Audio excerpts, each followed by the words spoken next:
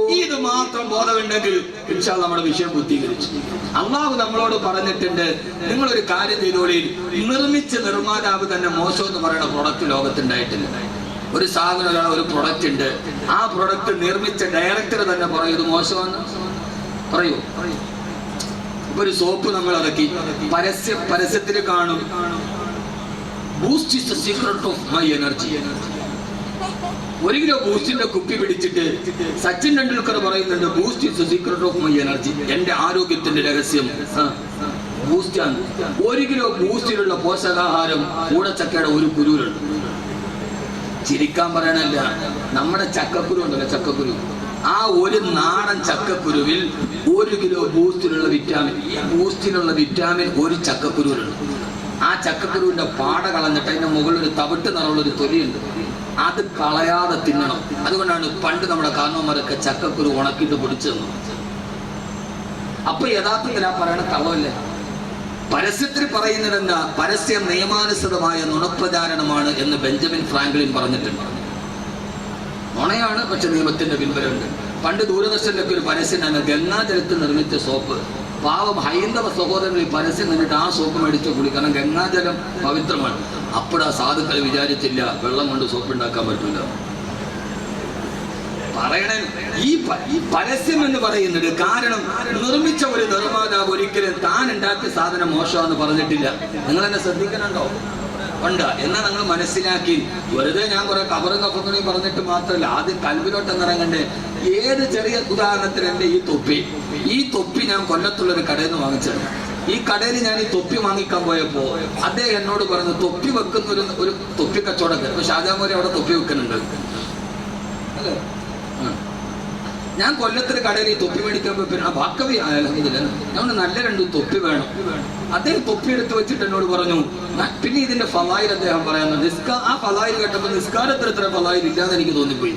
അയാൾ പറഞ്ഞു ഈ തൊപ്പി കോട്ടനാണ്, ചൂടെടുക്കില്ല, ഇത് മെയ്ഡ് ഇൻ ബംഗ്ലാദേശ് ആണ്, ഇത് 52 ഇഞ്ചാണ് ഇതിന്റെ വീതി, നല്ല സുന്ദരമാണ്, അധികം പൊക്കമില്ല.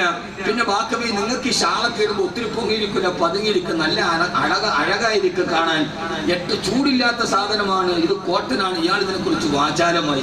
എന്നിട്ട് ഇയാൾ പറഞ്ഞു ഇത് വകല് പറയുന്നവർക്ക് വേണ്ടി പ്രത്യേകം ഉണ്ടാക്കിയ തൊപ്പിയാണ്. കാരണം ഈ തലവങ്കായിട്ട് വകല് പറഞ്ഞ് ചൂടാകുമ്പോ അതിന്റെ ഇടയിൽ നിന്ന് ഈ എയർ പോകാൻ വേണ്ടി ഇടയിൽ ഇടയ്ക്കിടയ്ക്ക് ചെറിയ നുക്കുത്തകൾ, ചെറിയ സുഷിരങ്ങൾ കൂടി ഇട്ടിട്ടുണ്ട്. ഞാൻ വിചാരിച്ചത് എനിക്ക് നൗഷാദ് ബാക്കവിക്കും വേണ്ടി ബംഗ്ലാദേശിൽ ഉണ്ടാക്കിയ തൊപ്പിയാണ്. അയാൾ പിന്നെ എത്തിയില്ല. ഇതുകൊണ്ട് പല ഉപകാരങ്ങളുണ്ട്, വലിയ എന്നയാൾ പറഞ്ഞിട്ട് അയാൾ പറഞ്ഞ അവസാനം ഇനി ഒന്നും പറ്റിയില്ലെങ്കിലും മഴക്കാലത്ത് പാടത്ത് വെള്ളം കയറുമ്പോ മീൻ പിടിക്കാൻ അത്യാവശ്യത്തിൽ ഉപയോഗിക്കാം, അത്രയ്ക്ക് നല്ല സാധനമാണെന്ന് ഇയാൾ പറയും. അതുവരെ അവിടെ എത്തി. അപ്പൊ യഥാർത്ഥത്തിൽ ഞാൻ പറഞ്ഞത് എന്താ? ലോകത്തൊരു സാധനം നിർമ്മിച്ച ഒരു നിർമ്മാതാവും അയാൾ നിർമ്മിച്ച സാധനം മോശമാണെന്ന് പറഞ്ഞിട്ടില്ല. അങ്ങനെ നിർമ്മാതാവ് തന്നെ സൃഷ്ടിച്ച സാധനം മോശമാണെന്ന് പറഞ്ഞതിനെ കുറിച്ച്, അത് നിർമ്മിച്ചാൽ തന്നെ ഇത് മോശമാണതിലേക്ക് അടുക്കരുത് എന്ന് പറഞ്ഞ, എന്നിട്ട് പോലും നമുക്കിതുവരെ ഇത് മനസ്സിലാകുന്നില്ലല്ലോ. സൃഷ്ടിച്ച നിർമ്മാതാവ് തന്നെ പറഞ്ഞ ഒരേ ഒരു സാധനം ഒന്ന് മാത്രമേ ഉള്ളൂ, അത് മറ്റൊന്നുമല്ല, ആകാശഭൂമികളെ സൃഷ്ടിച്ച ഈ കാണുന്ന സൂര്യനെയും ചന്ദ്രനെയും താരകങ്ങളെയും ഈ ഭക്ഷണ പദാർത്ഥങ്ങളെയും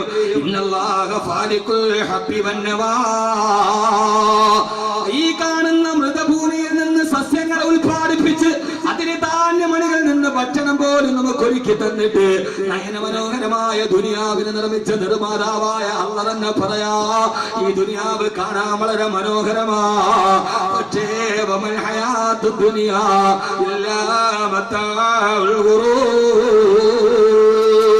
ഈ ദുനിയാവ് വളരെയേറെ വഞ്ചനയുടെ ലോകമാ. നിർമ്മിച്ച നിർമ്മാതാവ് തന്നെ ഇതിലേക്ക് അടുക്കരുത്, അതിനെ നിങ്ങൾ സ്നേഹിക്കരുത്, ഇത് വഞ്ചിക്കുന്നതാണ്, നിങ്ങളെ വഞ്ചിക്കുന്നതാണെന്ന് നിർമ്മിച്ച നിർമ്മാതാവ് തന്നെ ഒരേ ഒരു കാര്യത്തെ കുറിച്ച് പറഞ്ഞിട്ടുള്ളത് ദുനിയാവാ. വമൽ ഹയാത്തു ദുനിയാ ഇല്ലാ മതാഉൽ ഗുറൂർ. ഈ ദുനിയാവ് നിങ്ങളെ ഒരു ചിരിച്ചു നിൽക്കുന്ന കാമുകിയെ പോലെ വശംവദയാക്കി അവസാനം നിങ്ങളെ ചതിക്കുടിയിൽപ്പെടുത്തുന്നതാണ് ഈ ദുനിയാവെന്ന്. അതുകൊണ്ട് പലപ്പോഴും ആളുകൾ പറയാറുണ്ട്, ഉസ്താദേ എന്റെ ഭർത്താവ് എന്നെ വഞ്ചിച്ചു എന്ന് പറയുന്ന ഭാര്യമാരോട്, ഭാര്യമാര് പറയുന്ന ഭർത്താവ് വഞ്ചിച്ചു, ഭർത്താവ് പറയുന്നു പറയുന്നു ഭാര്യ വഞ്ചിച്ചു, മാതാപിതാക്കൾ പറയുന്നു കട്ടപ്പെട്ട് വളർത്തിയിട്ട് എന്റെ മക്കൾ എന്നെ ചതിച്ചു സ്ഥാനു എന്ന് എത്രയോ ആളുകൾ പറയുന്നുണ്ട്. പറയല്ല സഹോദരങ്ങളെ, ഭാര്യ ചതിച്ചു എന്ന് പറയണ്ട, മക്കള് ചതിച്ചു എന്ന് പറയണ്ട, ഭർത്താവ് ചതിച്ചു എന്ന് പറയണ്ട.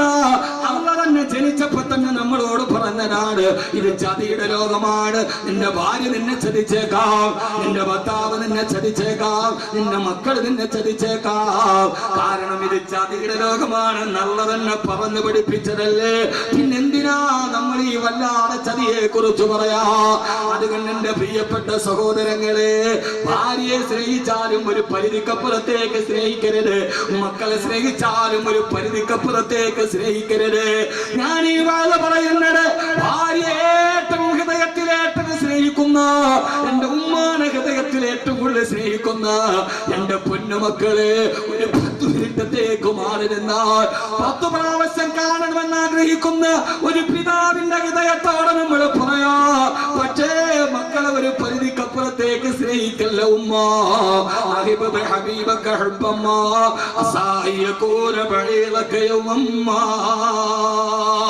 ഒരാളെയും പരിധി വിട്ട് സ്നേഹിക്കരുതേ. ഏതെങ്കിലും ഒരു സമയത്ത് നിന്റെ ശത്രുവായേക്കാ, ഏത് സമയത്തും നിനക്കത് നഷ്ടപ്പെടാനില്ലടാ. അതുകൊണ്ടും മക്കളെ നമ്മളെ ചതിച്ചു കഴിഞ്ഞാലും മാതാപിതാക്കൾക്ക് വല്ലാതെ ദുഃഖമുണ്ടാവും. ഈ ദുനിയാവ് ചതിയുടേതാണ്.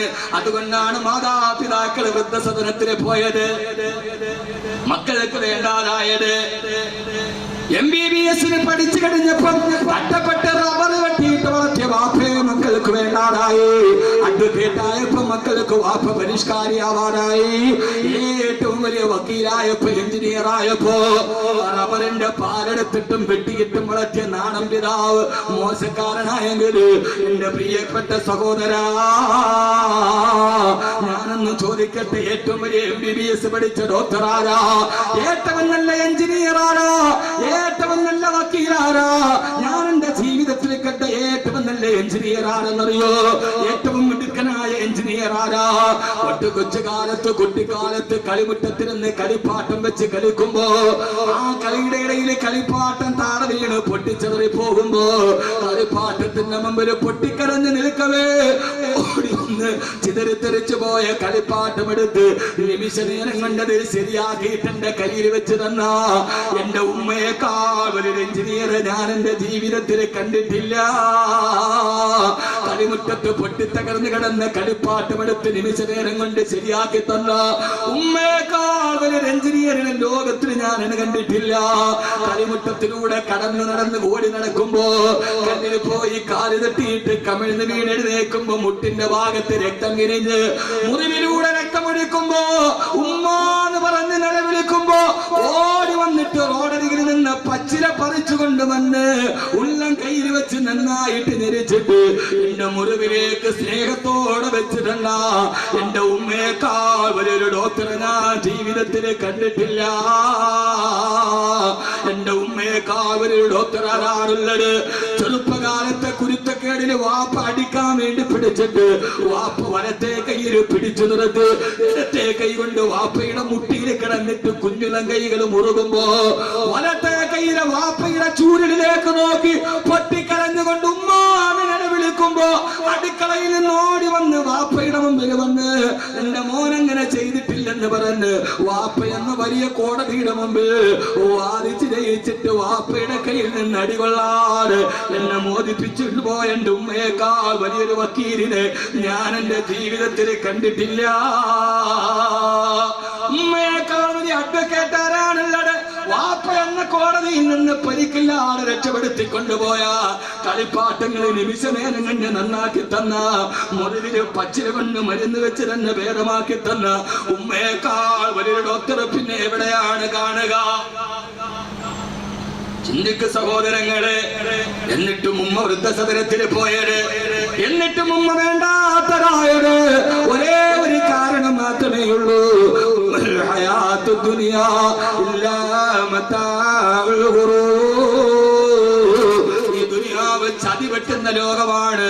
അതുകൊണ്ട് ഈ ദുനിയാവിലെ ചതിയിൽ നിങ്ങൾ പെട്ടുപോകരുത്. അതുകൊണ്ടാണ് മഹാന്മാര് ഇന്നലില്ലാഹി ഇബാദൻ ഫൂതനാ തലഖു ദുനിയാ വഖാഫുൽ ഫിതനാ. മഹാന്മാരായ ആളുകളുമിടും അവര് ദുനിയാവിനെ തലാഖിതല്ലേ. കാരണം അവർക്കറിയാം ഇത് ചതി പറ്റുന്ന ലോകമാണ്. അള്ളാഹു ചതിയിൽ നിന്ന് കാക്കട്ടെ. ഉമ്മ പോയതിനും വാപ്പ പോയതിനും ഭാര്യ ഉപേക്ഷിച്ചിട്ട് പോയതിനും ഭർത്താവ് വഞ്ചിച്ചതിനും ഒറ്റ കാരണമേ ഉള്ളൂ. അത് സൗന്ദര്യം കുറഞ്ഞതോ രോഗം വന്നതോ ഒന്നുമല്ല.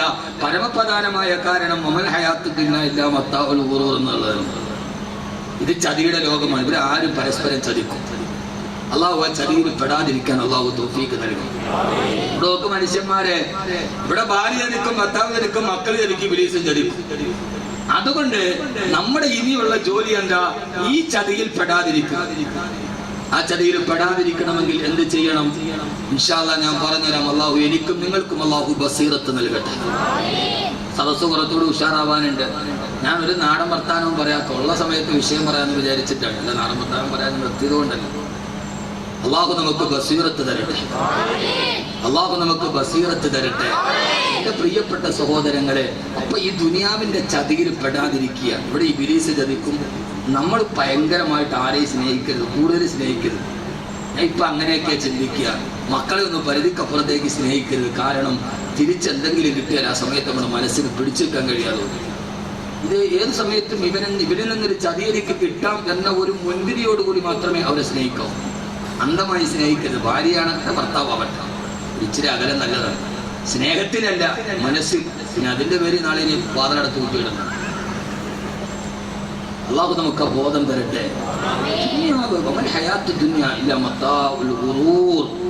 ചതിയുടെ ലോകമാണ്. ആരും ചതിക്കും. അതുകൊണ്ട് ആ ചതിയിൽ പെടാതിരിക്കണം. അതിനെന്ത് ചെയ്യണം? ആദ്യം അല്ലാഹുവേ, എനിക്ക് ചുറ്റും ഒരു നിരീക്ഷണ വലയമുണ്ട്. ഞാൻ അതനുസരിച്ച് മുമ്പോട്ട് പോകാവൂ. എന്റെ ലക്ഷ്യം ആഖിറമാണ്. ബഹുമാനപ്പെട്ട ഹസൻ ബസ്രി റളിയല്ലാഹു തആല അൻഹുവിന്റെ അടുക്കൽ വന്ന് ഒരു യുവാവ് പറഞ്ഞു, മഹാനവറുകളെ, തെറ്റ് ചെയ്യരുത് എന്ന് വലിയ ആഗ്രഹമുണ്ട്, എന്നാലും അറിയാതെ തെറ്റ് ചെയ്തു പോവുകയാണ്. എന്താ ചെയ്യുന്നത്? മനസ്സിലായോ? പള്ളിക്കൽ ഇമാമിനോട് വന്ന് പറഞ്ഞു എന്ന് കരുതുക, തെറ്റ് ചെയ്യരുതെന്ന് ഭയങ്കര ആഗ്രഹമുണ്ട്, പക്ഷെ അറിയാതെ തെറ്റ് ചെയ്തു പോവുക. എന്താ ചെയ്യുക? ഇപ്പൊ എല്ലാരും പറയും, ഉസ്താദെ വാദം കേൾക്കാറുണ്ട്. വാദമൊക്കെ കേൾക്കുമ്പോ തെറ്റ് ചെയ്യരുത്, മുത്തക്കിയായിട്ട് ജീവിക്കണം, നല്ല നല്ല ആളുകളുടെ മരണമൊക്കെ കാണുമ്പോൾ അങ്ങനെയൊക്കെ ആവണമെന്നൊക്കെ മനസ്സിൽ ചിന്തയുണ്ട്. വാദം കഴിഞ്ഞ് അങ്ങോട്ട് ഇറങ്ങരുതല്ല. തെറ്റ് ചെയ്യരുത് എന്ന ഒരു ആഗ്രഹം ആണിനുമുണ്ട്, പെണ്ണിനുമുണ്ട്. പക്ഷേ അറിയാതെ തെറ്റ് ചെയ്തു പോവുക. എന്താ വഴി? മഹാനായ ഹസൻ ബസ്രി റളിയല്ലാഹു തആല അൻഹു പറഞ്ഞു, ചെറുപ്പക്കാരാ, തെറ്റ് ചെയ്യാതിരിക്കാൻ പരമാവധി ശ്രമിച്ചിട്ടും നിനക്ക് ആ തെറ്റ് ചെയ്യാതിരിക്കാൻ കഴിയുന്നില്ല എന്ന് പറഞ്ഞാൽ നീ ഒരു കാര്യം ചെയ്യുക. എന്താണ് മഹാനവറുകളെ? ആ തെറ്റ് നീ അങ്ങോട്ട് ചെയ്തോളൂ. കള്ളു കുടിക്കരുതെന്ന് ആഗ്രഹമുണ്ട്, പിടിച്ചു നിന്നിട്ട് അറിയാതെ കുടിച്ചു പോവാ. വ്യഭിചരിക്കരുതെന്ന് ആഗ്രഹമുണ്ട്, പരമാവധി പിടിച്ചു നിന്നിട്ടും പെട്ടുപോവുക. എന്താ ചെയ്യുക? അപ്പൊ ഹസൻ ബസ്രി റളിയല്ലാഹു തആല അൻഹു പറഞ്ഞു, അങ്ങനെ നിനക്ക് പിടിച്ചു നിൽക്കാൻ പറ്റണില്ലെങ്കിൽ പിന്നെ ആ തെറ്റ് നീ എന്താ ചെയ്തോളുക. അല്ലാതെ വേറെ വഴിയില്ല. നിങ്ങളൊന്ന് ഇന്നവർ ഏതൊരു മൂല്യം ഇങ്ങനെ വാദം പറഞ്ഞു തന്നിട്ടുണ്ടാ? ഉണ്ടാ? നിങ്ങളൊന്ന് ചിന്തിക്കുക. ഏതെങ്കിലും ഒരു വാക്കവിയോ മന്നാനിയോ ഇതുവരെ നിങ്ങൾക്ക് അങ്ങോട്ട് പിടിച്ചു നിന്നിട്ട് നിൽക്കാൻ പറ്റണില്ല, സബറില്ലെങ്കിൽ പിന്നെ അത് ചെയ്തോളുക എന്ന് പറഞ്ഞു തന്ന ഒരാൾ നിങ്ങൾ കണ്ടിട്ടുണ്ട്? ഞാനല്ല, ഇല്ല. ആ ചെറുപ്പക്കാരന് വലിയ സന്തോഷമായി കേട്ടോളി.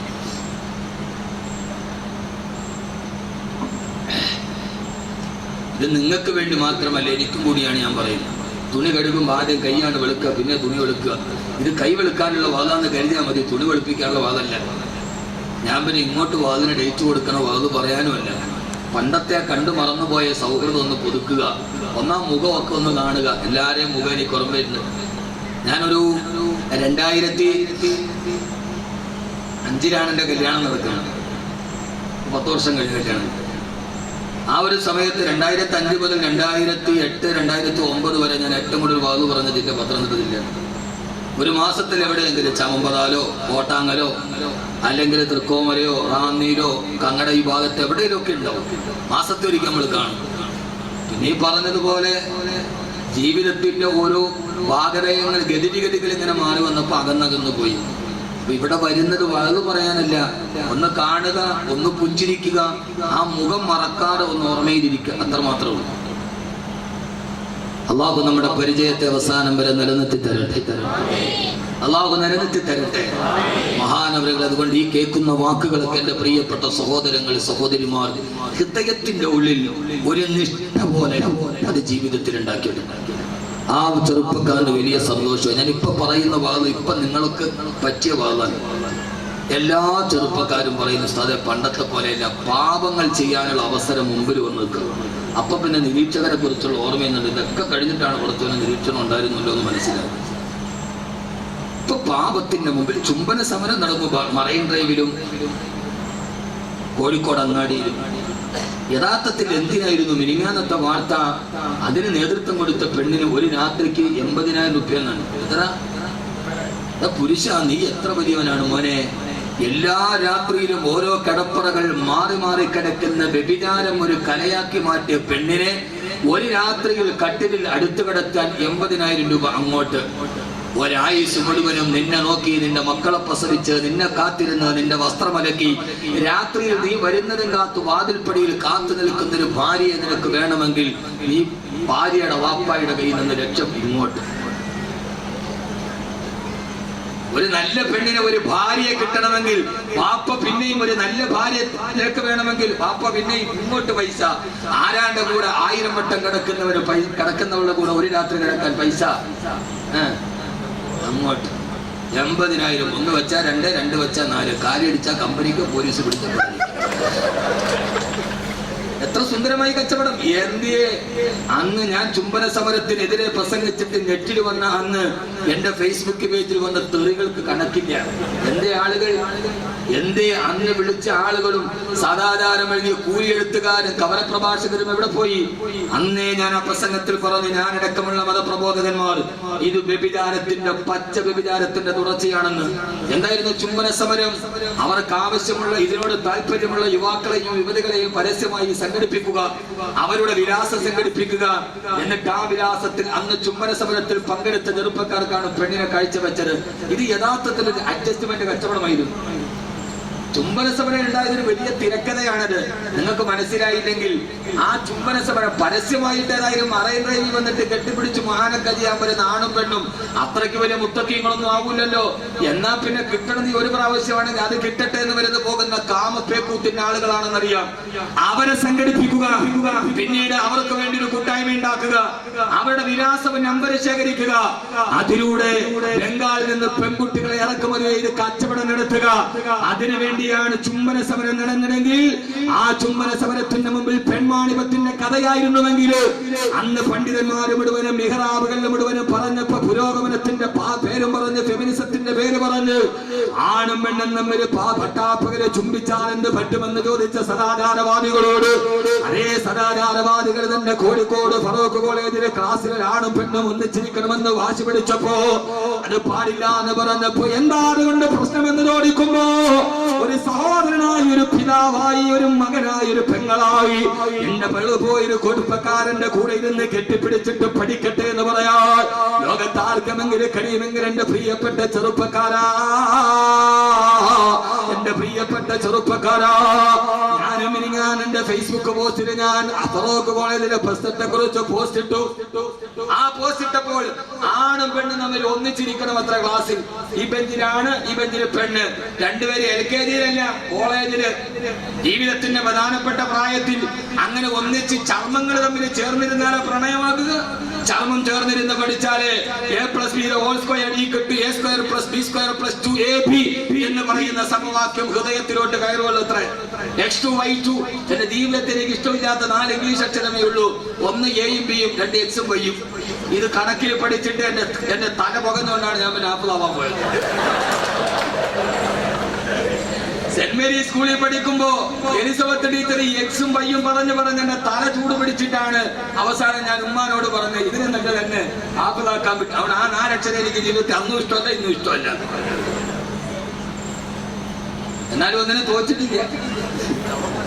ആ ഒരു അക്ഷരം പഠിക്കുമ്പോ ഞാൻ എന്റെ പ്രിയപ്പെട്ട സഹോദരങ്ങളോട് വെറുതെ സമയം കളയാനല്ല, പാപങ്ങൾ മുഴുവനും പടിവാതിക്കൽ നിന്നിട്ട് നമ്മളെ മക്കളെ മുഴുവനും മാടി വിളിക്കുകയാ. ആ മാടി വിളിക്കുന്ന സമയത്ത് ഫേസ്ബുക്കുകളിലൂടെ, വാട്സപ്പുകളിലൂടെ, പാതിരാ സമയത്ത് ഇന്റർനെറ്റിലൂടെ പ്രണയ ചുംബന സമരത്തിന്റെ വക്താക്കളെ ചെറുപ്പക്കാർ സംഘടിപ്പിച്ചത് കൊച്ചു സുന്ദരി എന്ന പേര് ഫേസ്ബുക്കിൽ അക്കൗണ്ട് ഉണ്ടാക്കുക, ആ അക്കൗണ്ടിലൂടെ ചാറ്റ് ചെയ്യുക. എന്റെ പ്രിയപ്പെട്ട ഉമ്മ, പാവങ്ങൾ മുഴുവനെ പടിവാതിക്കെത്തിയിട്ട് മാറ്റി നിൽക്കുമ്പോ ആ സമയത്ത് പാവത്തിൽ നിന്ന് മാറി നിൽക്കാൻ ഒരേ ഒരു പരിധി മാത്രമേ ഉള്ളൂ. ബഹുമാനപ്പെട്ട ഹസൻ ബസരി റളിയല്ലാഹു തആല ചെറുപ്പക്കാരൻ സന്തോഷത്തോടെ പോകാനൊരുങ്ങവേ, നിനക്കിങ്ങനെ തെറ്റ് ചെയ്യാതിരിക്കാൻ കഴിയുന്നില്ലെങ്കിൽ തെറ്റ് ചെയ്തുകൊള്ളുക ചെറുപ്പക്കാരാ എന്ന് പറഞ്ഞ് സന്തോഷത്തോടെ പോകാനൊരുങ്ങവേ, ഹസൻ ബസരി റളിയല്ലാഹു തആല ചെറുപ്പക്കാരനെ വിളിച്ചു, ഇവിടേക്ക് വാ. എന്താ മഹാനവറുകളെ, അങ്ങനെ നീ തെറ്റ് ചെയ്യാൻ തീരുമാനിച്ചിട്ടാണ് പോകുന്നതെങ്കിൽ ചെറുപ്പക്കാരാ, ആ തെറ്റ് നീ ചെയ്യാൻ പോവുകയാണെങ്കിൽ അല്ലാഹു നിന്നെ കാണാത്ത സ്ഥലത്ത് പോയി നിന്ന് ചെയ്യണേ. അല്ലാഹു കാണുന്നിടത്ത് വെച്ച് ചെയ്യരുത്. അവന്റെ ശിക്ഷ വല്ലാതെ സഹിക്കാൻ കഴിയാത്തതാ.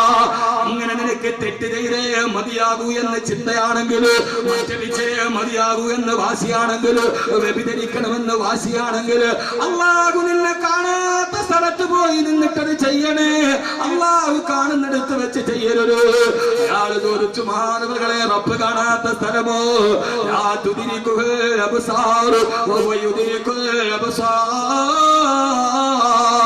ഒരു കണ്ണുകൾക്കും അവനെ കാണാൻ കഴിയില്ലെങ്കിലും അവന് സർവ്വ കണ്ണുകളെയും കാണാൻ കഴിയുള്ളൂ. അയാൾ തെറ്റിദ്ധരിച്ചു നിൽക്കവേ മഹാനവറുകൾ പറഞ്ഞു, ചെറുപ്പക്കാരാ, അങ്ങനെ നീ തെറ്റ് ചെയ്യാൻ തീരുമാനിച്ചാൽ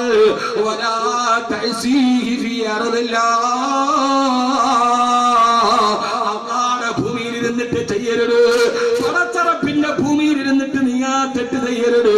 അവൻ തെറ്റ് ചെയ്തവരെ ഭൂമിയോട് കീഴ്മേ മറിച്ചവനാ. അതുകൊണ്ട് പടച്ചറപ്പിന്റെ ഭൂമിയിൽ ഇരുന്നിട്ട് ചെയ്യരുത്. അയാളോട് ചല്ലാടെ ഭൂമിയല്ലാതെ പിന്നെ ഇവിടെ ഇരിക്കാനാ. ഇത് കേൾക്കുമ്പോ കങ്ങടയിലെ അഭ്യസ്തവിദ്യരായ ചെറുപ്പക്കാരിൽ നിന്ന് ഭൂമിയിൽ ഇരുന്നിട്ടല്ലേ ചെയ്യാൻ പാടില്ലാത്തതുള്ളൂ. ആകാശത്തിരുന്നിട്ട് ചെയ്യാമല്ലോ. പല പ്രാവശ്യം ഗൾഫിലേക്ക് യാത്ര പോയി തിരിച്ചു വരുമ്പോ ആകാശത്തൂടി പറന്നു പോകുന്ന ഫ്ലൈറ്റുകളുടെ ബിസിനസ് ക്ലാസുകളിൽ ചാരി ഇരുന്നിട്ട് പാതിരാ സമയത്ത് ആകാശത്തിലെ മാലാകമാര് വിളമ്പിക്കൊടുക്കുന്ന, ആകാശത്തിലെ മാലാകമാരെന്ന് പറഞ്ഞാൽ ചുണ്ടിന് ചെഞ്ചായന്റെ എയർ ഹോസ്റ്റസുകളെ വിളമ്പിക്കൊടുക്കുന്ന മദ്യം ഇങ്ങനെ വാരി കുടിക്കുമ്പോ പടച്ചറപ്പിന്റെ കടലിന് മുകളിലൂടെ പക്ഷിയെ പോലെ പറക്കുകയാ. എവിടാണ് സഞ്ചരിക്കുന്നതെന്നോർക്കാതെ കുടിച്ചിട്ട് ആടുന്നുണ്ട് ലെവലില്ലാതെ. ഫ്ലൈറ്റിൽ നിന്ന് മദ്യപിച്ചാൽ കുഴപ്പമില്ലല്ലോ. എന്റെ പ്രിയപ്പെട്ട ചെറുപ്പക്കാരാ,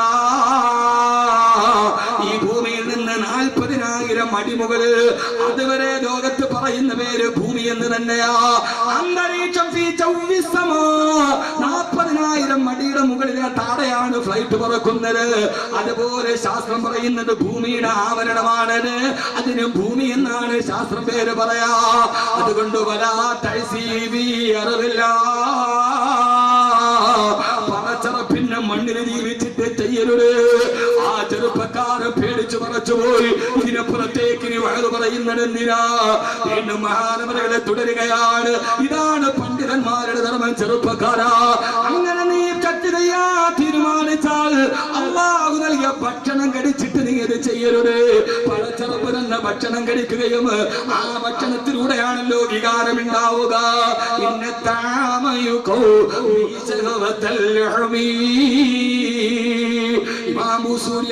അങ്ങേക്ക് കരുണ ചെയ്യട്ടെ.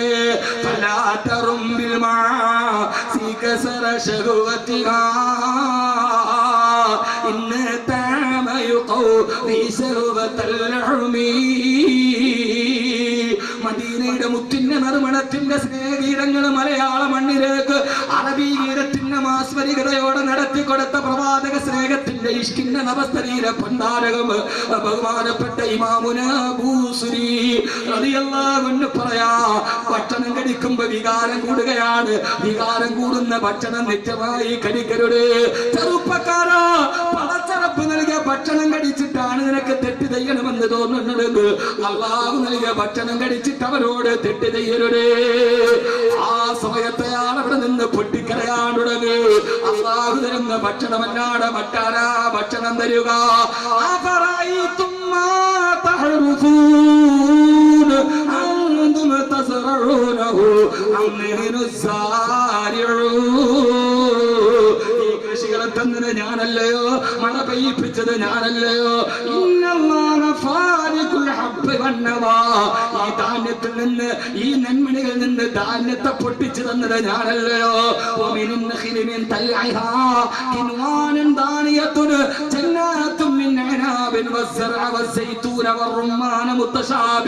ഈ സൈത്തൂൻ പഴവും അത്തിപ്പഴവും മുന്തിരിപ്പഴവും എല്ലാം എന്റെ ഇടല്ലയോ? അവ തന്ന ഭക്ഷണമല്ലാതെ പിന്നീട് ഭക്ഷണമാണല്ലത്. ഇത് കേട്ട ആ ചെറുപ്പക്കാരൻ പൊട്ടിക്കരഞ്ഞുകൊണ്ട് അയാളുടെ കവിൾത്തടത്തിലൂടെ തന്നെ നേരെ തകന്തല്യാത്തിടുകവേ പറഞ്ഞു. ആനവറുകളെ, ഇതൊക്കെ കേട്ടപ്പോ ഹൃദയത്തിന് പേടി വരികയാ. ഒരൽപ്പം കൂടി എനിക്കൊന്ന് വഴുതു പറഞ്ഞു തരുമോ? അവനെന്ന് നമ്മളെ പോലെയല്ല, ഇയാളെന്ന് നിർത്തിയിട്ട് പോയിരുന്നെങ്കിൽ എത്രയോ നന്നായിരുന്നെങ്കിൽ. ഭൗതിക ലോകത്തിന്റെ സുഖാസ്വാദനത്തിന്റെ ശാന്തനഭൂതലത്തിലൂടെ കടന്നു നിന്നിട്ട് ജീവിതത്തിന്റെ സുഖത്വമാർദ്ദം ആസ്വദിച്ചവരല്ല. മഹാനവറുകളെ, ഒരൽപ്പം കൂടി വഴുതു പറയുമോ?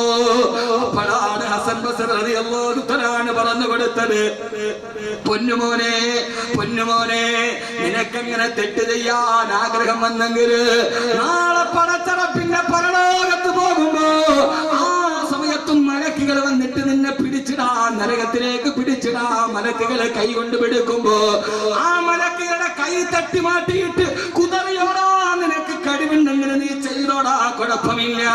നാളെ സബാനിയാക്കളായ മലക്കുകളെ കൈ പിടിച്ചിട്ട് നരകത്തിന്റെ അഗ്നിയിലേക്ക് വലിച്ചെറിയാൻ പോകുമ്പോ ആ മലക്കുകളുടെ കൈ തട്ടി മാറ്റിയിട്ട് കുതറി മാറി ഓടാ നിനക്ക് കഴിയുമോ?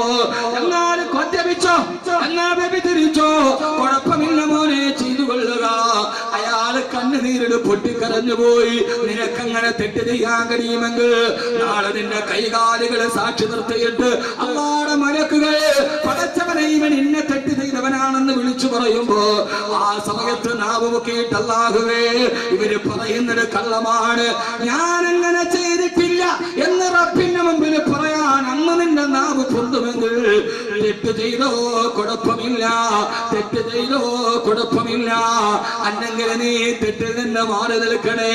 ഹസൻ ബസരി റളിയല്ലാഹു തആലാന്റെ കയ്യിലേക്ക് തന്റെ കൈ കെട്ടി വെച്ച് പൊട്ടിക്കരഞ്ഞുകൊണ്ട് അയാൾ പറഞ്ഞു, അല്ലാഹുവേ, അല്ലാഹുവേ, അല്ലാഹുവോടൊന്ന് ദുആ ചെയ്യണേ, തെറ്റിൽ നിന്ന് എന്റെ മനസ്സിന് ഒരിക്കലേക്ക് തെറ്റിലേക്ക് പോകാതിരിക്കാൻ. എന്നിട്ട് പൊട്ടിക്കരഞ്ഞുകൊണ്ട് അദ്ദേഹം അവിടെ നിന്ന് പോകുമ്പോ അയാൾ പറഞ്ഞുകൊണ്ട് പോയി അത്രേ, ഇന്ന റബ്ബക ലബിൽ മിർസാദ്, എന്റെ റബ്ബെന്നെ നിരീക്ഷിച്ചു കൊണ്ടിരിക്കുകയാ.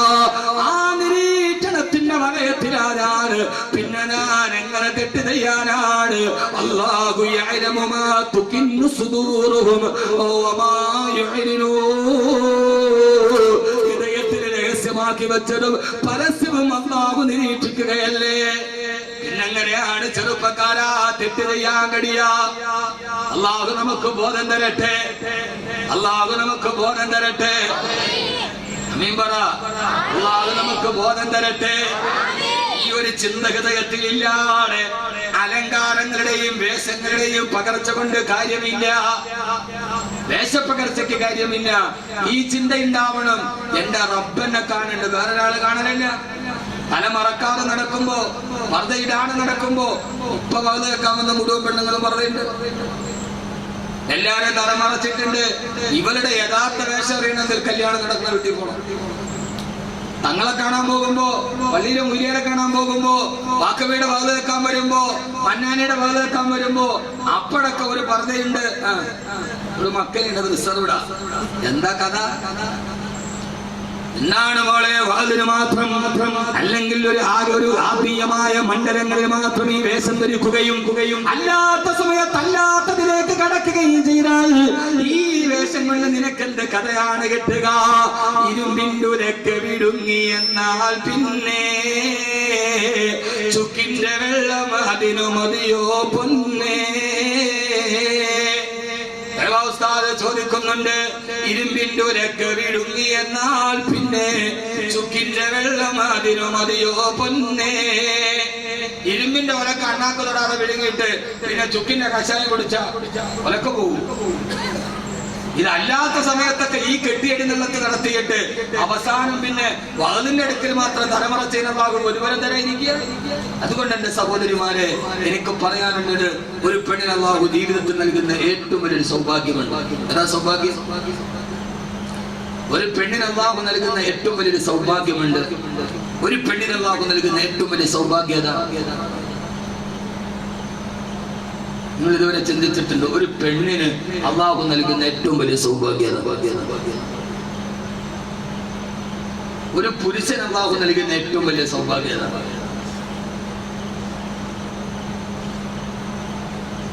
ഒരു പുരുഷൻ അല്ലാഹു നൽകുന്ന ഏറ്റവും വലിയ സൗഭാഗ്യം അവരുടെ വില താഴാതെ മേപ്പോട്ട് നിൽക്കാന്ന് നിങ്ങൾ എഴുതിയ. ഒരു പുരുഷൻ അല്ലാഹു നൽകുന്ന ഏറ്റവും വലിയ സൗഭാഗ്യം 4 കാര്യങ്ങൾ പറഞ്ഞേക്കാൻ സമയം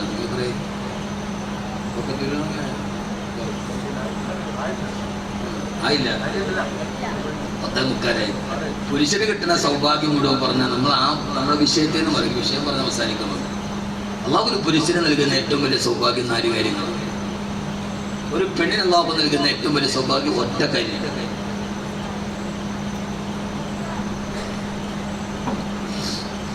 അത് വനിതാരത്നമാകലോ പാതകറാണിയാകലോ അല്ലെങ്കിൽ ഭൗതികമായ എന്തെങ്കിലും ഒരു നേട്ടം ഒരു പെണ്ണിൻ്റെതല്ല. ഏറ്റവും വലിയ സൗഭാഗ്യം ഒരു പുരുഷന് കിട്ടുന്ന ഏറ്റവും വലിയ സൗഭാഗ്യം 4 കാര്യങ്ങൾ. അറിയാമല്ലോ? അതില്ല. ആദരവായ പ്രവാചകൻ നബി മുഹമ്മദ് മുസ്തഫ സല്ലല്ലാഹു അലൈഹി വസല്ലം പറയുകയാ, അർബഅത്തും മിന സഅദത്തിൽ മർഇ, ഒരു മനുഷ്യനൊരു പുരുഷൻ അവന്റെ ജീവിതത്തിൽ അല്ലാഹു 4 കാര്യങ്ങൾ തന്നാൽ അവനേക്കാൾ വലിയ സൗഭാഗ്യമാണ് പിന്നെ വേറെ ആരുമില്ല. ഏറ്റവും വലിയ സൗഭാഗ്യം ഒരു മാസം 980 കോടി രൂപ വരുമാനമുള്ള അറബിക്കടലിന്റെ മുൻഭാഗത്തിന്റെ തിരമാലകളെ കരയിലേക്ക് തടം തല്ലി തിരിച്ചു പോകുമ്പോ ആ തിരമാലകളുടെ ആരവത്തോട് മണിനാളം പോലെ കഥ പറഞ്ഞു നിൽക്കുന്ന 140 ബെഡ്റൂമുകളുള്ള 14 സിനിമാ തിയേറ്ററുകളുള്ള 280 കാറുകൾ ഒരേ സമയത്ത് പാർക്ക് ചെയ്യാൻ കഴിയുന്ന 4 ഹെലികോപ്റ്ററുകൾ ഒരേ സമയത്ത് ഇറക്കാൻ കഴിയുന്ന 2800 കോടി രൂപയുടെ വീട് വെച്ചിട്ട് താമസിക്കുന്ന റിലയൻസിന്റെ അധിപതി മുകേഷ് അംബാനി ഏറ്റവും വലിയ ഭാഗ്യവാനാണ് നിങ്ങൾ കരുതിയേക്കാം. പക്ഷേ ഞാൻ പറയുക, അംബാനി ഏറ്റവും വലിയ ഭാഗ്യവാനല്ല.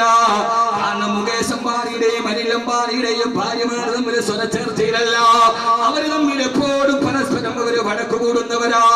എന്റെ പ്രിയപ്പെട്ട ചെറുപ്പക്കാരാ, ഒരു പുരുഷന് അല്ലാഹു നൽകുന്ന ഏറ്റവും വലിയ ഭാഗ്യം 4 കാര്യങ്ങളാ.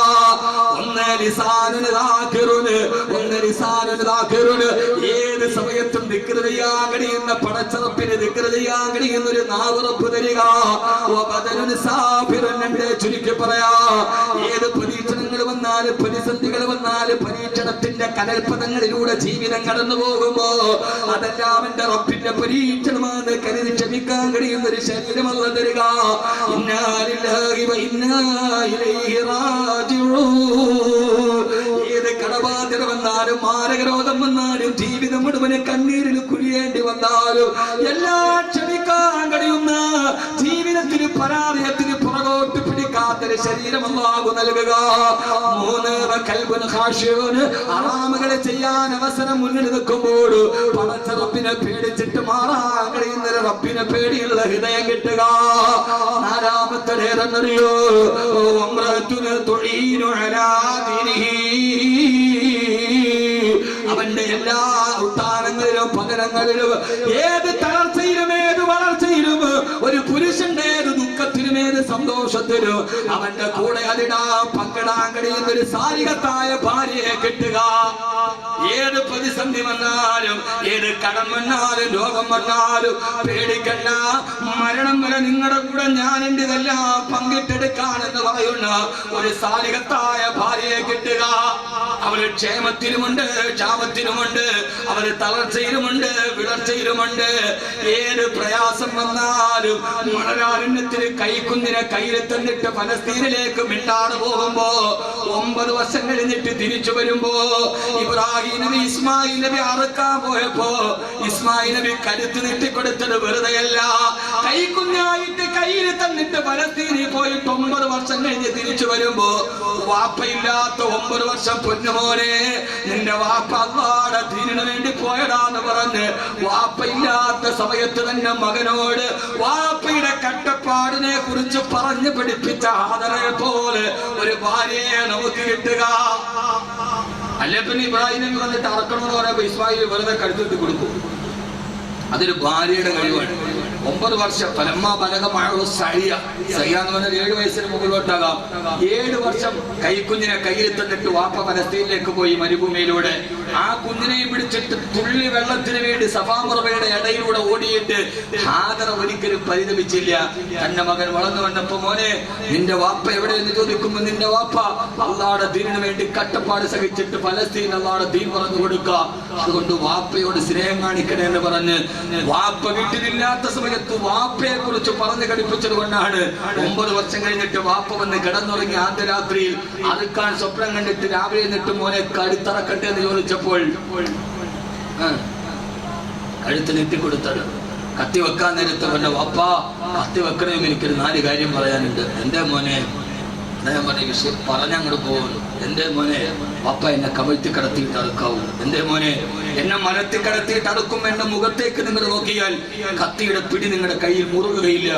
എന്റെ മുഖത്തേക്ക് നിങ്ങൾ നോക്കിയാൽ അതുകൊണ്ട് എന്റെ മുഖത്ത് നോക്കി അറുക്കാൻ എന്നെ കമഴ്ത്തി കടത്തും.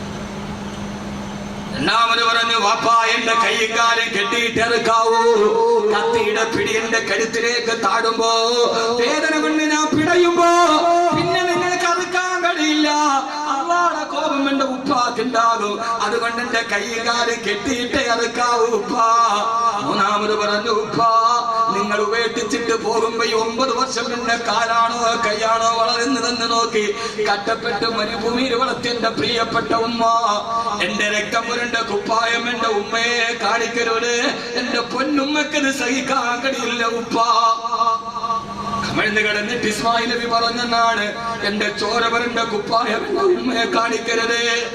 ഇനി എന്റെ ഉമ്മാനോട് സലാം പറയണം, സ്വർഗത്തിൽ ഇസ്മായിൽ കാത്തു നിൽക്കുമെന്ന് പറയണേ എന്ന് പറയുന്ന ഒരു മോനെ കിട്ടിയത് ആഗ്രഹമില്ല യുവാഗ്രഹമില്ല പിതാക്കന്മാരെ.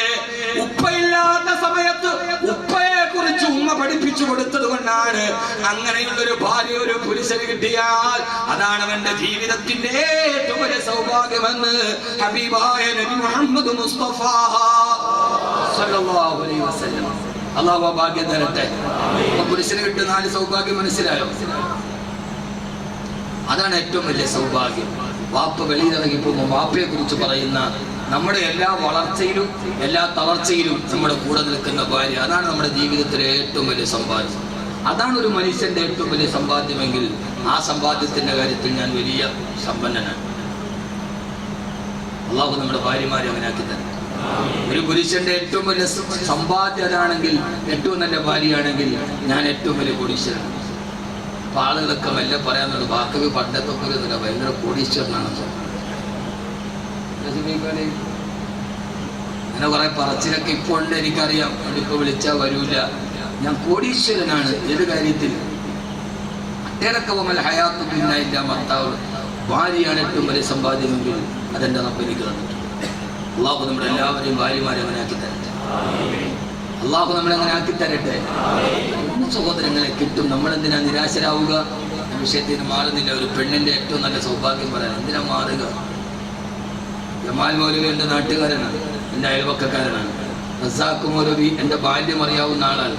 ബാക്കിയുള്ളവരൊക്കെ എന്റെ ബാല്യം പറഞ്ഞ ആളുകൾ വളരെ കുറവായി കൂട്ടത്തിൽ. പക്ഷെ അവർക്കൊക്കെ നന്നായിട്ടറിയാം. കാണാറുള്ള ആളുകളുണ്ട്. എന്തിനാ നമ്മൾ ഭയക്കുന്നത്? ഏത് കാര്യത്തിലാണ് നമുക്ക് നിരാശ? ഹാഫിള് ആയതിനു ശേഷം എന്റെ ബാല്യം നന്നായിട്ട് ജമാൽ മൗലവിയൊക്കെ കുറച്ച് കൊച്ചാണ്, എത്ര ഇപ്പോഴാണ്. പക്ഷെ റസാഖ് മൗലവിയൊക്കെ എന്റെ സീനിയറാണ്. ഹാഫിളായതിനു ശേഷം 10ാം ക്ലാസ് കഴിഞ്ഞ് 7 മാസം കൊണ്ടാണ് ഞാൻ ഹാഫിളാവുന്നത്. ഹാഫിളായതിനു ശേഷം കാനാറിലെ ചായക്കടയിൽ മേശ തുടക്കാൻ നിന്നിട്ടുണ്ട്. അപ്പോഴും ഞാൻ ഹാഫിളാണ്. ഇപ്പോഴും ഞാൻ ഹാഫിളാണ്.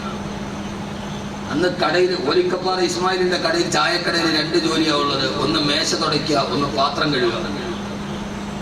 ആ മുതലാളി ഇന്ന് ജീവിച്ചിരിപ്പുണ്ട്. ഞാൻ ഏറ്റെടുക്കുന്ന ജോലി പാത്രം കഴുകല. എന്താണെന്നറിയോ? അന്നൊരു ചെറിയ സ്റ്റീലിന്റെ പാത്രമുണ്ട്, അതിനാണ് ഇറച്ചിക്കറി കൊടുക്കുക നമ്മുടെ നാട്ടിൽ. ആളുകളൊക്കെ ഇറച്ചി കഴിച്ചിട്ടെങ്കിൽ 2 കഷണമൊക്കെ കടിക്കാതെ ബാക്കിയിട്ടുണ്ടാവും. ഈ ചവച്ചിട്ടും പ്രിയാത്തും വേസ്റ്റ് പാത്രങ്ങളൊക്കെ കൂട്ടിക്കൊണ്ടുപോയി ഇടുമ്പോ കെട്ടിയിട്ടിരിക്കുന്ന വിറകിന്റെ പുറകിൽ പോയിരുന്ന് പാത്രം കഴുകുമ്പോ 1 കഷണം ഇറച്ചി തിന്നാനുള്ള കൊതി കൊണ്ട് അതിൽ നിന്ന് വാരിയിരുന്ന് ഞാൻ കൊതിയോടെ തിന്ന എന്റെ ചിത്രം എനിക്ക് ഇപ്പോഴും എന്റെ മനസ്സിലുണ്ട്. ഞാൻ അങ്ങനെ ഒരു സംസാരം ഉള്ളതുകൊണ്ട് പറയാം.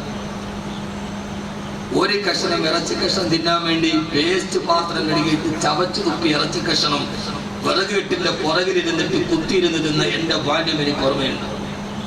ആ ബാല്യത്തിൽ നിന്ന് നീന്തിക്കയറി അവസാനം എന്റെ റബ്ബ് UAE പ്രസിഡന്റ് സബീൽ പാലസിലെ കൊട്ടാരത്തിലെ അത്താഴ വിരുന്നിൽ പോയിരുന്ന ഭക്ഷണം കഴിക്കാൻ എനിക്ക് അല്ലാഹു തൗഫീഖ് തന്നെങ്കിൽ എന്റെ റബ്ബ് എന്നെ കൈവിട്ടിട്ടില്ല.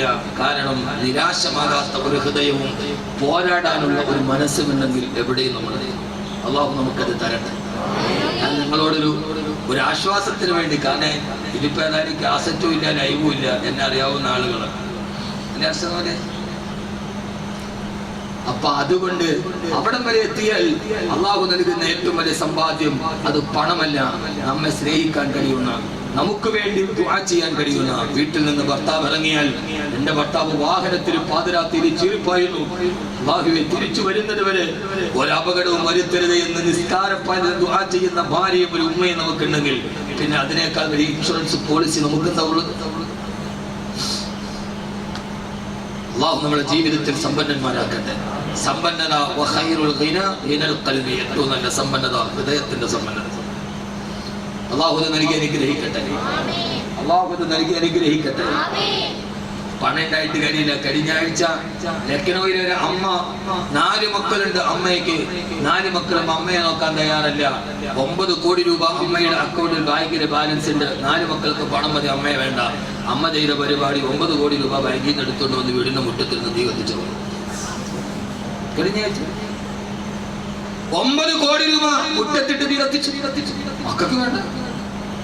10 മക്കളെ നോക്കാൻ ഉമ്മാക്കൊരു ബുദ്ധിമുട്ടുമില്ല. പക്ഷെ 10 മക്കൾക്ക് ഒരു ഉമ്മാനെ നോക്കാൻ ബുദ്ധിമുട്ടാണ്. 10 മക്കളെ നോക്കാൻ ഉമ്മാക്കൊരു ബുദ്ധിമുട്ടില്ല. ഉമ്മ ഓടി പാഞ്ഞ് നടന്ന് മതി. പക്ഷെ 10 മക്കൾക്ക് ഈ ഒരു ഉമ്മ ഭാരമായി. അതെങ്ങനെ എനിക്കറിയില്ല. ഈ 10 മക്കൾ ഉമ്മാക്ക്, ഉമ്മ എന്ന് പറയുന്ന ഏക വ്യക്തിക്ക് ഭാരമായില്ലല്ലോ. ഇതൊക്കെ എന്തിനു വേണ്ടിയാ? ദുനിയാവിന് വേണ്ടിയല്ലേ? എന്റെ പൊന്നു സഹോദരിമാരെ, ആഖിറമാണ് വലുത്. അല്ലാഹു നമ്മളെ അവിടെ എത്തിക്കുമാറാകട്ടെ. മണിക്ക് നമ്മുടെ ഭാഗം തുടങ്ങി മണി 11 സാരമില്ലേ? ആരൊക്കെ നിങ്ങളുടെ ഭാഗത്ത് ഇന്നോടെ തീർന്നു. നാളെ ഞാൻ വേണ്ടി ഇങ്ങനെ ഈ സഫർ പോകണം. അല്ലാഹു നമ്മളെ നന്നാക്കട്ടെ. ഏതായാലും കണ്ടുമുട്ടിയ സമയം നിരാശരാവാനല്ല, ജീവിതത്തിൽ ഒരു കരുത്തുണ്ടാവാൻ. നീന്തിക്കയറിയവനെ ഒരിക്കലും കല്ലെറിഞ്ഞ് തോപ്പിക്കാൻ കഴിയില്ല. അതുകൊണ്ട് ജീവിതത്തോട് പോരാടും. ഇതല്ല ശാശ്വതമെന്ന് കരുതുക. അല്ലാഹു നമ്മളെ നന്നാക്കി തരുമാറാകട്ടെ.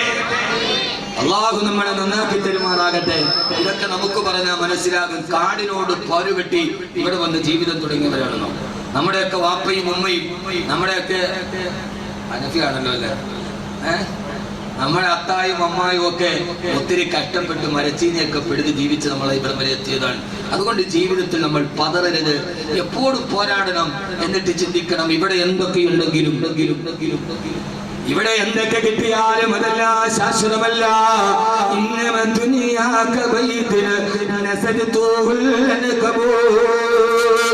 ഈ ദുനിയാവിന്റെ ജീവിത ചിരന്തി കെട്ടിയ വല പോലെ നൈമിഷികമാ. ഏത് സമയത്തും ഇവിടെ നിന്ന് അവസാനിക്കുന്ന, എവിടേക്ക് പോകാനുള്ള ജീവിതമാ. അതുകൊണ്ട് ഇവിടെ തടിച്ചുകൂടി എന്റെ പ്രിയപ്പെട്ടവങ്ങളോട് അഹമ്മദ് കബീർ വാക്കവി പ്രഭാഷണം നടത്തിയിട്ട് വേണ്ടിയൊന്ന് പറഞ്ഞില്ലെന്ന് പരാതി വേണ്ട. ആദരവായ പ്രവാചകൻ നബി മുഹമ്മദ് മുസ്തഫ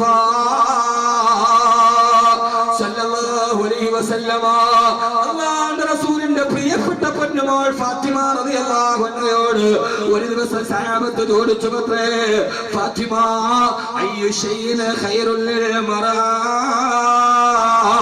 ഒരു പെണ്ണിന് അല്ലാഹു നൽകുന്ന ഏറ്റവും വലിയ സൗഭാഗ്യം ഏതാണ് ഫാത്തിമ?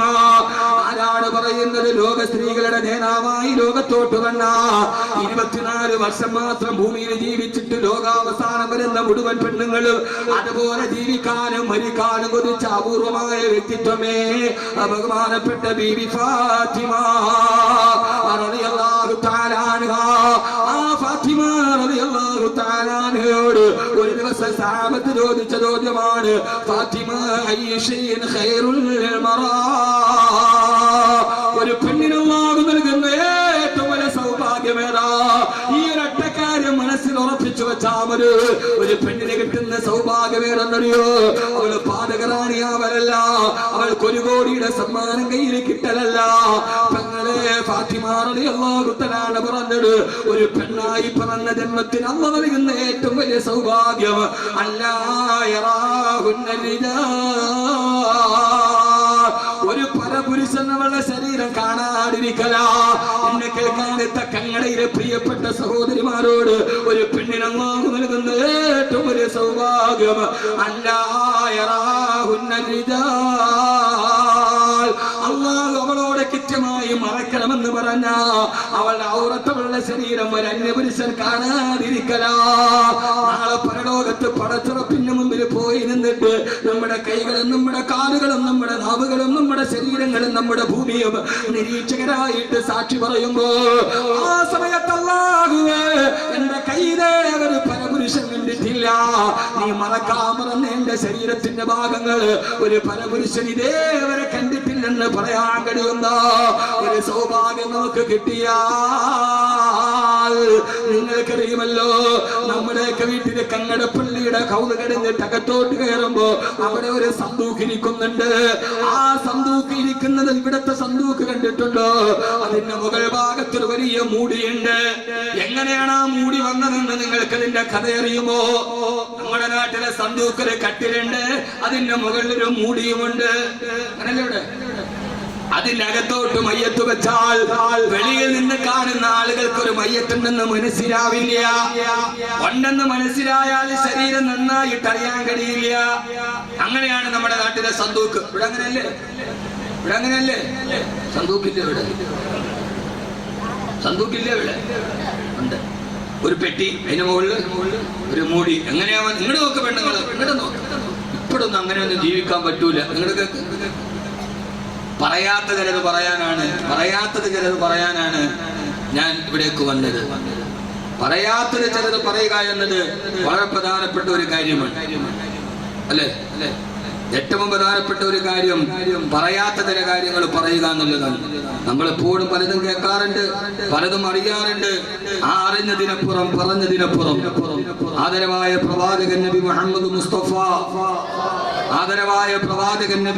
മുസ്തഫ സല്ലല്ലാഹു അലൈഹി വസല്ലമ നമ്മളോട് പഠിപ്പിച്ചു തന്ന, നമ്മളോട് പറഞ്ഞു തന്ന ഏറ്റവും പ്രധാനപ്പെട്ട ചില കാര്യങ്ങളിൽ അല്ലാഹു സുബ്ഹാനഹു വ തആല സ്വീകരിക്കുമാറാകട്ടെ. എങ്ങനെയാണ് സഹോദരങ്ങളെ ആ സന്തൂക്കത്തിൽ വന്നതെന്ന് നിങ്ങൾക്കറിയുമോ? ബഹുമാനപ്പെട്ട ഫാത്തിമ റളിയല്ലാഹു തആലയോട് ചോദിച്ചു, ഒരു പെണ്ണിന് അല്ലാഹു നൽകുന്ന ഏറ്റവും വലിയ സൗഭാഗ്യം ഏതാണ്? ആ സമയത്ത് പറഞ്ഞു, അവളെ ഒരു അന്യപുരുഷൻ കാണാതിരിക്കാൻ. ബഹുമാനപ്പെട്ട ഫാത്തിമ റളിയല്ലാഹു തആല പറയാ, അല്ലാ യറാഹുന്ന റിജാൽ, അവളെ അന്യപുരുഷൻ കാണാതിരിക്കല. 26 വർഷം തരുണീമണിയായി ലലനാമണിയായി ഫാത്തിമ റളിയല്ലാഹു തആല ജീവിച്ചിരുന്നിട്ട് അവസാനം അല്ലാഹുവിന്റെ റസൂലിന്റെ വഫാത്തിന് ശേഷം റളിയല്ലാഹു അൻഹാ വഫാത്തെടുത്ത വേളയിൽ നിന്ന് പൊട്ടിക്കരയുകയാ. ബഹുമാനപ്പെട്ട സഫിയ റളിയല്ലാഹു തആല ഫാത്തിമ ബീവിയെ കാണാനെത്തുമ്പോ അവര് വല്ലാത്ത ആകുലതയാണ്. വഫാത്തിന് തൊട്ട് മുമ്പ് സഫിയ ബീവി ചോദിച്ചു, ഫാത്തിമ എന്തിനാണ് കരയുന്നത്? ഫാത്തിമ ബീവി പറഞ്ഞു, അത്രേ സഫിയ, എന്റെ മനസ്സിലൊരു വലിയ പേടിയാ, മരണമാസന്നമായി റബ്ബിലേക്ക് പോവുകയാ. ഇതേവരെ 26 വയസ്സ് വരെ ജീവിച്ചിട്ട് എന്റെ ശരീരം ഇതേവരെ അന്യപുരുഷൻ കണ്ടിട്ടില്ല. പക്ഷേ ഫാത്തിമ എങ്ങാനും മരിച്ചു കഴിഞ്ഞാൽ, ആ മരിച്ചു കഴിഞ്ഞിട്ട് ഫാത്തിമയുടെ മയ്യത്ത് 3 വെള്ളത്തുണി കൊണ്ട് വരിഞ്ഞു കെട്ടുകയില്ല. ആളുകൾ മയ്യത്തടക്കാൻ വേണ്ടി 3 വെള്ളത്തുണി കൊണ്ടുവന്ന് ശരീരത്തിലേക്ക് ചേർത്ത് വരിഞ്ഞു കെട്ടുമ്പോ അന്യ പുരുഷന്മാരെങ്ങാനും എന്റെ മയ്യത്ത് കണ്ടാൽ കഫൻ തുണി ശരീരത്തിലേക്ക് ചേർത്ത് കെട്ടിയിരിക്കുന്നത് കൊണ്ട് ഇറുകിയ വസ്ത്രമായതുകൊണ്ട് ഫാത്തിമയ്ക്ക് ഇത്ര നീളമുണ്ടായിരുന്നു, ഫാത്തിമയ്ക്ക് ഇത്ര വണ്ണമുണ്ടായിരുന്നു എന്ന് ഫാത്തിമ മരിച്ചിട്ട് 3 വെള്ളത്തുണിയിലും മയ്യത്ത് കിടക്കുമ്പോ ജീവിതകാലത്ത് എന്നെ കാണാത്തവര് മരിച്ച ശേഷം കണ്ടാൽ ഫാത്തിമ ഇത്ര വണ്ണമുള്ളവളാ, അവൾ ഇത്ര പൊക്കമുള്ളവളാ എന്ന് അന്യപുരുഷന്മാര് മനസ്സിലാക്കില്ല സഫിയ. ഇതൊന്നും എന്റെ കങ്ങടയിലെ പെങ്ങൾക്ക് പുതിയ ലോകത്ത് മനസ്സിലാകുമോ എന്നറിയില്ല.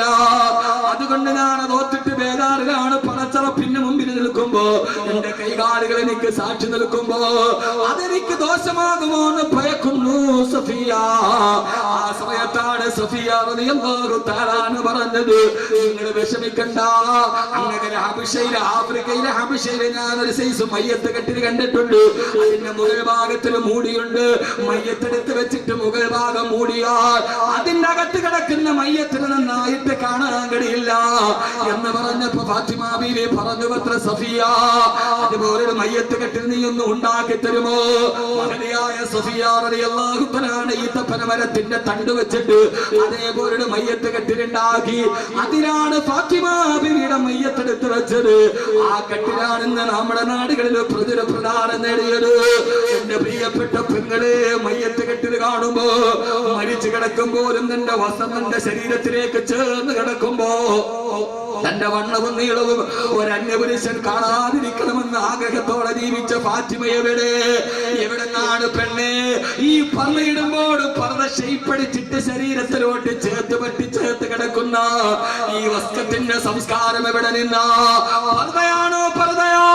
നിന്റെ ശരീരത്തോട് തൊട്ടിപ്പിടിച്ച് കിടക്കുന്ന ലെഗിൻസ് അടക്കമുള്ള ഇതൊക്കെ പറയാനാണ് ഞാൻ വാദന വന്നത്. ശരീരത്തിലോട് ചേർത്തിട്ടായിട്ട് കിടക്കുന്ന നിന്റെ അകത്തുള്ള ശരീരഭാഗങ്ങളുടെ ആകൃതി അതേപോലെ പരപുരുഷന് കാണാൻ കഴിയുന്ന വസ്ത്രം ധരിച്ച് കിടക്കുന്ന പെണ്ണേ, അത് ഭയന്നിട്ട് കഫൻ തുണി പൊതിയുമ്പോ പോലും അത് കാണരുതെന്ന് ആഗ്രഹിച്ചിട്ട് ഫാത്തിമ ബീവിയുടെ കട്ടിലാണ് മരണക്കട്ടിലെങ്കിൽ ഹബീബായ നബി മുഹമ്മദ് മുസ്തഫ എവിടെ നിന്നാ ഈ ടൈറ്റായി കിടക്കുന്ന ലെഗിൻസ് എവിടെ നിന്നാ? വേണ്ട, പർദ്ദ പോലെ ഷെയ്പ്പടിച്ചിട്ട് അവളുടെ നിതംബങ്ങളും അവളുടെ മാറുകളുടെയും ആകൃതി വെളിയിൽ കാണിക്കുന്ന ആർക്കും എന്നോട് പരിഭവം തോന്നണ്ട. ചില പരമാർത്ഥങ്ങൾ പച്ചയായി പറയേണ്ടതുണ്ട്. അതിന് പരിഭവത്തിന് സ്ഥാനങ്ങളില്ല. കാരണം പടച്ചറപ്പിന്റെ മുമ്പ് ഈ പച്ചമണ്ണിൽ നിന്ന് എന്നെ നിങ്ങളെ ഈ പടച്ചെടുത്ത പടച്ചറപ്പിന്റെ മുമ്പിൽ സമാധാനം പറയണ്ടേ? അതുകൊണ്ട് ഈ വസ്ത്രങ്ങൾ ആവൽക്കരമാ. ഇതൊക്കെ ദുനിയാവിന്റെ പ്രകേടകാണെങ്കിൽ